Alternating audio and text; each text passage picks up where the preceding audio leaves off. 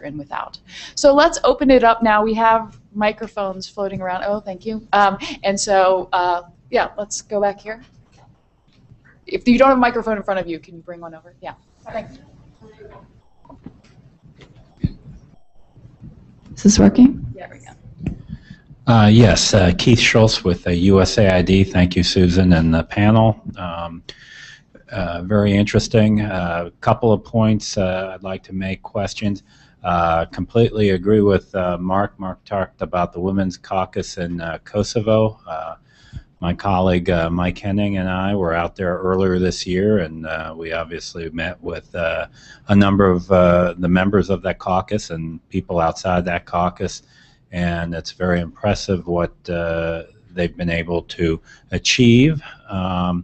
One real quick activity that we thought was kind of interesting is a mentoring program that women in the caucus have developed to mentor women in local councils, elected women members in local councils, and that looked, yeah, pretty interesting to us.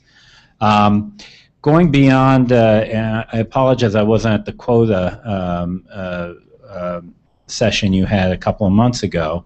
I'd be curious, in the caucuses that you've worked with, obviously there's a lot of focus on the caucuses and getting increased women in Parliament and elected to positions generally. But the next step beyond that, and I'd like to know whether the caucuses have taken this on, is obviously increasing women in leadership positions within the parliaments, making sure that they get their fair share of committee chairs and deputy speaker positions. There's usually at least one figurehead within parliamentary leadership, but going much beyond that, and then also making sure that women actually aren't shutted off to obviously the committees that aren't seen as less important. So taking that discussion one level further and talking about women leadership. Another area that I'd be interested in whether these caucuses have talked about is obviously parliaments in the past have sort of taken a back seat in the whole sort of approval, oversight of development policy, of international agreements. Those are all usually executive branch prerogatives, and parliaments really often do not play a role in that. But obviously with the post-Busan focus on inclusive development, focus on empowering not just women, but empowering parliaments to actually play a more active role in looking at and monitoring country compliance with these international agreements. Are these caucuses taking on those issues?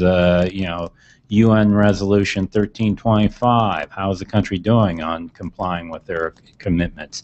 And a whole host of other agreements that countries sign on that, gender issues, vulnerable populations. So, a couple of other sort of slightly non-traditional areas where I'm wondering whether caucuses are taking those on. In Bangladesh, when the Women's Caucus was stagnating, we created instead a 50-50 group of young and women MPs, so 50-50 from each party, 50-50 male and female, as a group that would focus on issues, because issues caucuses were taking off in the parliament, but the Women's Caucus was politically stagnating. This group of young MPs, which we took a back seat as NDI, gave them a logo, we developed a website, and gave them international expert training. Ended up doing a lot of work on climate change in Bangladesh. They created briefing papers for other members of Congress that were actually used in international climate change forums. They then took these issues and developed a video, which we got free news time, studio time with a news group to do. It was a teaching video. They took that video in Bangla to local constituents and held town hall forums on climate change. So yes, I think those are possible and actually very valuable. That organization still exists and was picked up by another USAID program. I forget your other question. Was there one? No. Well, you know, I have to say that it's an important goal. I think it's also completely up to political will. In Bangladesh, you have women leaders of parties, and because this particular prime minister is focused on promoting women's leadership, you have women's leadership development policy. You have the first woman speaker in Bangladesh history. I think, you know, the deputy leader of the House is a woman. 3 out of the 5 top ministries are headed by women. I think this is, you know, it's really political will. Incidentally, with USAID funding, we measured for a week what women in Parliament spoke about on the floor of the House. And we did it again 3 months later. Women did not raise women's issues. They don't raise women's issues. They raise issues that are in the news, that are responsive to constituent concerns, and that also help raise their profile to their leaders, just like men do. So I think that needs to be out there as well. Just to follow up on that, I think in a lot of places where we work, the leadership and heads of committee assignments are determined by seniority.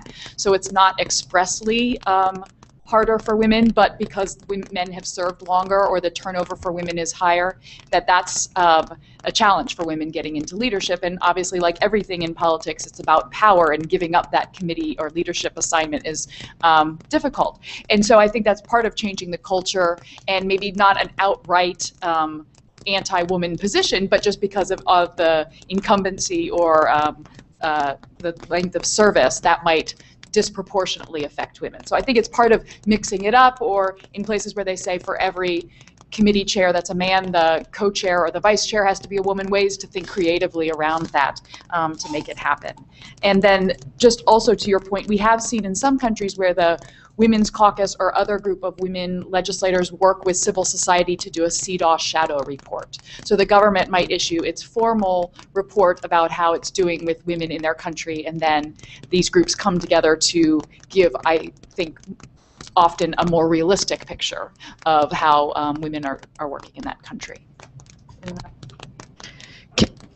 Yeah, it's really kind of on the same point that you were just saying, that I think the frustration we're seeing is that as we're getting more women kind of numbers, the structure of Parliament itself is, 1, losing power to the executive, and 2, the structure is not allowing women the voice and the opportunities and the leadership they need. So I guess I was just curious to, you know, is that at all part of the discussion, or is there any recognition even in your countries that, you know, the structure matters and where women are sitting in that structure matters? Or is it really, I mean, at this point, let's just get women there and worry about that problem tomorrow? Well, the IPU just put out a huge report about what needs to change within parliaments in order to make them more open to gender. IPU, International Parliamentary Union. And so it is, you know, much like the work that we have been doing for a long time with political parties, you know, we've been training women to pound louder on the same door. But we have to help open that door, and changing the institution itself, both through caucuses and outside of the caucus structure itself, is a key part. So, okay, yes? We'll come around, I promise.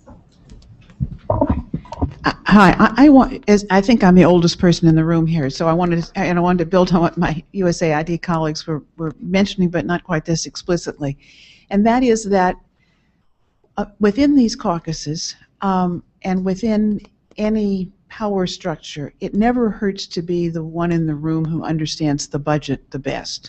Where does the money come from, and where does it go? Jackie alluded to this. There have been little allusions to it, but I wonder if we have thought as hard as we could about selecting women among these, or having the women among them select a couple of them who are going to just say, look, I'm going to focus, you're going to focus on X, and I'm going to focus on Y, and I'm going to be the person who's going to understand the most about the budget process, and therefore be in a position to have my voice heard because I'm going to know the most.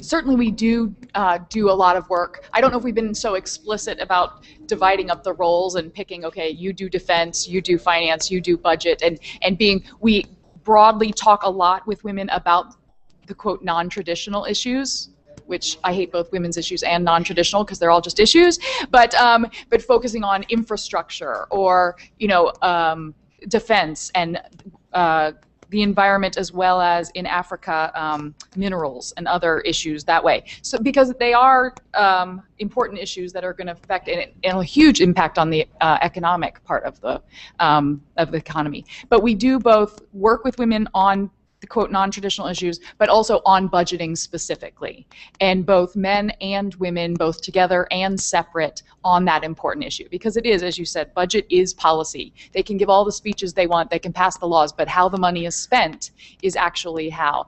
It's also a way for us to connect our work with more traditional economic development work, that politics does not exist outside.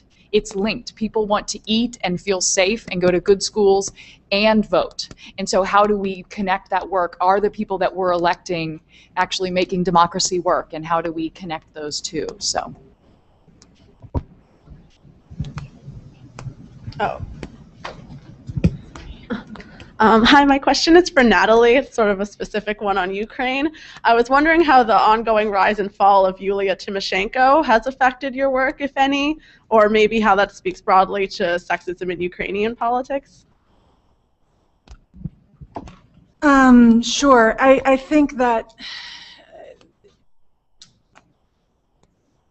the issue is that Yulia Tymoshenko is one of the central political leaders in the country. And this is part of the reason that a lot of people say there is no gender problem. There are women in leadership positions. They're now in jail, but no.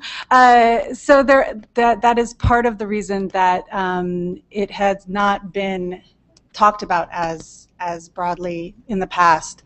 But I think that the issue is that Yulia Tymoshenko is the exception rather than the rule. The number of women in elected positions is very low.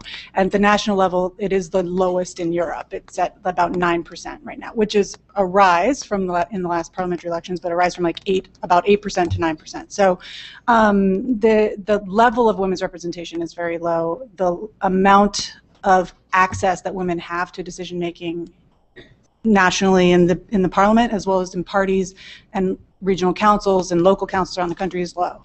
And it's there are all of these attitudes that I was discussing about how to highlight, or how people need to there needs to be a way to point to that, to show that there needs to be a shift. Because, I mean, one other aspect of our research that we did in 2012 is that people are willing to, that Ukrainians see women as having leadership potential. They see women as leaders, they see women as, and they would vote for women, but for some reason they don't. And the parliamentary elections is part of that. So the research is very interesting, and sort of we are looking at how to get at that the sort of the social background and the mentality as to why people don't make the leap from yes, women can be part of this to I'll vote for a woman. So to answer your question, I mean, Yulia, another aspect of this, to go in a different direction really quick on your question, is that Yulia Tymoshenko has not been a champion for gender and other women in politics. There are a lot of women leaders who do not help other women, and that's something that came up in the panel as well, is that there are a lot of women elected representatives who feel like I fought to get here, and so everyone else needs to as well. And I've heard that from the mouth of an MP verbatim, a Ukrainian MP. And so Tymoshenko is an example of a woman in a leadership position, but it's not the rule in Ukraine at all. Sorry, too much. I was curious about what the distribution across levels of government is. It seems like we're talking about high-level parliamentary issues, but a lot of the development of women in politics and a lot of the respect and cultural shift within countries around the world happens in an evolutionary process from the lower levels of city councils and on up. What is the distribution in your countries for women participating in local political processes and then participating and moving up in the political environment? Before they answer, I'd just like to say 2 points on that. First of all, the only global data kept on women in politics is the the number of women who serve at the national level. To get the number of women who serve at the local level on a global scale is impossible. I keep thinking I'm going to find it, but it is not an MDG. The UN does not keep it, and so we continue to search. The other thing is, I also, coming from Emily's list, believe that we were building a pipeline for women who serve at the local level and they move up to the national level. And I've found two distinct ideas about that. In some countries, that is the case. Women serve at the local level, they gain the skills, they gain the confidence, and then they run for parliament. But in some of the countries, citizens believe that they are two different skill sets, and that being a member of a local council or serving at the local level you're very much more development focused, you're very much on your community, serving those needs, and to be a politician in parliament is a whole different thing. And so we have to go in and question that, I think, when we start to say, is this a place where women move up or not? But it's not always the case. Can you talk more about the local? As I mentioned in one of my first slides, in Sierra Leone, at the local council level, women are better represented. At the national level, it's 12%. At the local level, it's 19%. If you look at the country geographically, there are some local councils where it's a lot closer to even than 20%. But depending on the cultural, the ethnic background and the religious background of those councils. So it's definitely a situation where there are more opportunities for women to get involved at the local level than at the national level. In Bangladesh, for the first time, as I mentioned, after the 2008 parliamentary election, they instituted vice chair seats, competitively elected vice chair seats for women at the Upazila level. I'm trying to recall now how many there were. I think that there's certainly thousands in Bangladesh. And we included a list of all of the women vice chairs in the who's who as a beginning to try to get them some visibility. But as Susan says, in Bangladesh, the women who are elected to parliament are those who are daughters or wives of prominent men in their constituencies, or they have come up through party politics, typically from the student movement levels at universities, and that's how they come to prominence, just as the men do in Bangladesh. Do you have for Ukraine? There are, I think this is more, in Ukraine, our approach locally is more focused on the political party branches and the candidate selection process. There are openings for women to get involved in politics locally at higher rates than in the national legislature, and so our party programming focuses on keeping that message up with the branches and with the headquarters to have a commitment, because the decision making about candidate selection is very centralized. So there's, as Susan was saying, in terms of building a pipeline, you do skills building at the local level so that there are women that they can identify as potential candidates and that they can feed those names up, but the decisions come from the top down. So it's really, you've got to hit the whole chain in order to have any impact, and that's a long-term project.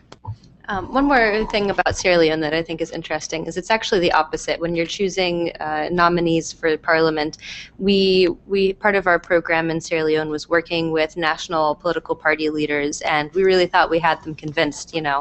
having women as members of parliament is a great thing. Nominating more women will help the party. But at the end of the day, when they were looking at how many people had been nominated for parliament, the national leaders were actually shocked. They said, we thought we were going to do better this time, and we actually did worse. And the reason for that is because it was the local party leaders who really make the decisions about who is going to be the parliamentary nominee. And they really weren't talking to the national leaders that much, or if they were, they weren't paying attention. And so I think the lesson learned there is for the next election, we really need to be talking to those local party leaders and really working with the local councilors, local women councilors, to, if they want to move up, to really be lobbying in that way. Right in front of you, Anna. Hi, thank you very much. My name is Kathleen Sherman, and I really appreciated the presentation today. Piggybacking a little bit off of the gentleman's question from earlier, I was curious in your work if you, and it's going to be different, I'm sure, in each country, but in your experience, were there best practices or lessons learned in helping these women not only form these caucuses, but making sure that they're having influence, that they're being effective, that they're not actually siloing themselves into, okay, great, you guys just handle those women's issues and we'll handle, us guys will handle the important things. So what did you find, because it sounds like particular in Bangladesh that you had a lot of success in effectiveness, not just them kind of coalescing. So could you speak to that a little bit? Thank you. Well, the caucus was difficult, as I mentioned. Women are quite vocal. It's a very, very politicized society. They're not afraid to speak. The question was, how effective were they when they did? So we worked a lot on that. In terms of siloing, as I mentioned, our survey of what women spoke about in Parliament was not women's issues, and they're speaking on across the board on whatever else is in the news or on their constituents' minds. I think that we have to really understand the political imperatives of these institutions. They are institutions of governance, but primarily they are political institutions, and people will be selected as candidates if they can raise the money and show that they can win the seat. I mean, politics is a very competitive sport, as everybody knows. So I think the more conscious we are of those political imperatives, the more we can try to channel resources to helping strengthen women's leadership within those institutions. They've got to be able to show that they can raise the money, and if they have a bucket of money that they can control, the parties will listen to them. Emily's List was pivotal in the United States for recognizing that fact. And I think there are development objectives, but there are also political imperatives. Can I just add on to that, and also what Susan said earlier, in terms of the political imperatives that underlie all this? I'm trying to figure out how to phrase this. Give me a second, and I will figure out how to phrase it. I want to cut off someone else's question. My name is Bohendra, and I'm an international student from the Democratic Republic of the Congo. You mentioned about party nomination. What I've known in Africa, generally there is usually a direct nomination that a candidate gets from his political party to represent that political party in the legislature without necessarily participating, in the election at the grassroots level. I wanted to ask on issues of women representation into the legislatures. To me, it sounds more complex than it looks like, because a woman or a man have to win nomination within their political parties before they can actually compete with other political parties within their constituencies. So I do not understand how women representation in the legislatures would be elevated without necessarily getting the support of the people, because political parties go direct to the people and represent their candidates and say, okay, we have two candidates competing for this, for, to represent our party, into the elections. And it's the people who have to decide which candidate will be represented to compete with other political parties. So how are women in this equation going to win such, nomination and ensure that their participation into the legislative assembly is elevated? Thank you. So there are a couple issues there. The first is that in places where citizens themselves elect the nominee, that is the exception rather than the rule in a lot of the countries where we work that have proportional representation electoral systems. So that it is more common that the political party leaders, and there's usually just no formal or transparent process, that a couple people come together and form those party lists, the candidate lists. And so the women are literally winning their nomination from just a few people. So that's how they, when it is more open and citizens get to decide, then it is a completely different strategy. Also, the issues which I think several people have brought up are that when these women come together in legislatures, they can often find what we call the low-hanging fruit. There's legislation that no political party is against. So whether it is, in some places we've helped women come together for more breast cancer screening, or to enact domestic violence laws that did not go before. They're not really seen as controversial. They're seen as nonpartisan or multi-partisan, so parties from all sides of the political spectrum can be behind them. And so oftentimes the first issues that women deal with are those issues that both are okay with their political party and can bring them together to help form the relationships and help them take part in the legislative process. And it's as you get more mature and down the road that the, whether it's minimum wage or more health issues that sometimes can break caucuses apart. But in the beginning, it's often easy to find those issues that bind the women together. I think the scenario that you described is certainly something that's true in Sierra Leone, because you have the the women who are elected to parliament have districts that they represent, but in Sierra Leone, it's not like the U.S. where you have a party primary and it's all very transparent and everybody knows how many people voted for you. At the local level in Sierra Leone, you have a party committee, and the party committee will choose who is the nominee. And so the way we tried to approach this in Sierra Leone was that not only did we train women candidates for office, but we also trained all of the women who we thought were likely aspirants for office, who were likely to, or who could be competitive to get their nomination. And a lot of that training focused on how do you negotiate with party leaders, how do you lobby party leaders, and show off all of the attributes that you would bring and explain why you would be a good nominee. Obviously that didn't end up working out so well, because I think the piece that we were missing was, that direct advocacy from NDI as well to the party leaders, and getting the national party leaders to discuss with the local party leaders why this was important. So I think that was the hurdle in Sierra Leone.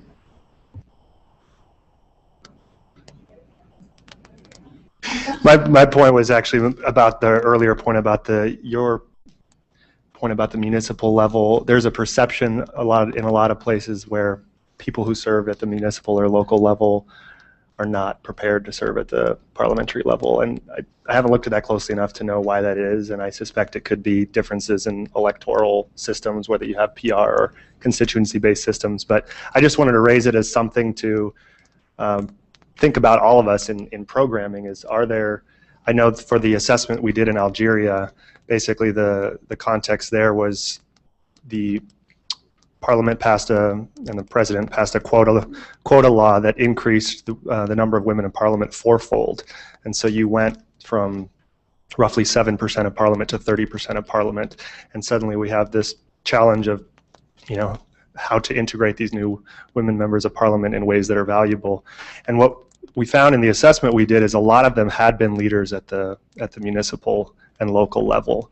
And so looking at ways that you can exploit that, even though I would probably classify it as a place where parliamentarians are assumed to have a different skill set than local leaders, trying to identify how you can exploit the constituency relations side of that for delivering local services, even within a system that doesn't necessarily reward that, is one of the challenges. So looking for if there are ways to, if it's single member district elections, you can do that more easily. If it's if there's a lot of incentive for parties to look good at the local level, you can do that. So that's all. Great. Well, thank you everyone for coming. We're out of time, and because it's over the lunch hour, I am very aware that I don't want to take your personal time. So thank you for coming, and this will be available on the internet in the coming weeks. So thank you.